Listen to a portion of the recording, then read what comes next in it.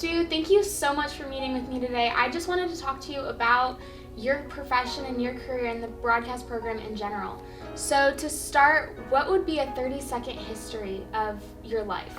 Gee, born Moline, Illinois.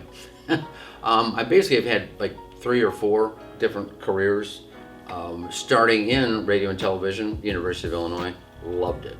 I love broadcasting, everything about it, but I decided I should go into law. I'm not sure why.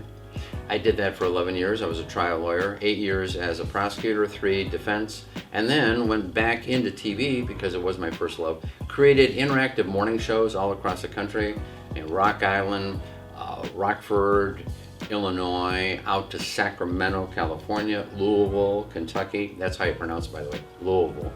And then Spike TV did travel programming. And then for whatever reason, I'm on the internet and I see this ad for Biola University wants a new broadcast professor. I'd never planned to be in higher ed. Thought, okay, let's come here. It's been a decade.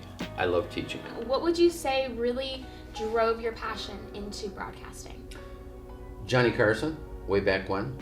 I loved watching him. It was kind of like my window to the world when I was growing up in Moline, Illinois, watching The Tonight Show. I mean, that was so cool, seeing him at the desk, interviewing guests, and then watching Walter Cronkite, Evening News on CBS. I just thought that television was the way that I could communicate and be on air, but also tell stories, meaningful stories in news and programming. When it comes to being a lawyer and being a broadcaster, how do you see that merging together to be a media teacher and then also a media law professor? I started doing the broadcast lessons instruction here in this studio right here. Well, actually they had me assigned to a classroom and I walked into that classroom and I went, oh no, what do I do in a classroom? It just scared me. And I walked back into the studio and I thought, wait a minute, why not make this an interactive classroom? It made perfect sense because you learn by doing it. And so that's what I did.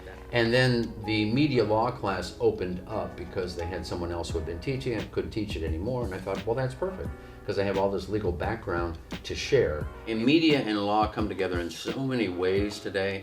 As a teacher and a professor, you put so much effort and time and energy into your students.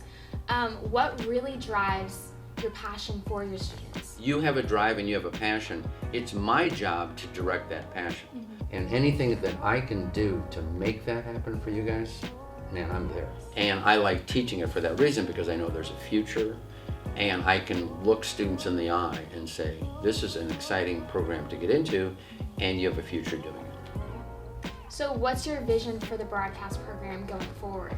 So anything that I can sense that meets the marketplace in the classroom, that's what I strive to make happen. Well, thank you so much for sitting down with me. I look forward to hearing more from you and seeing where the program leads. Thank you. Thanks.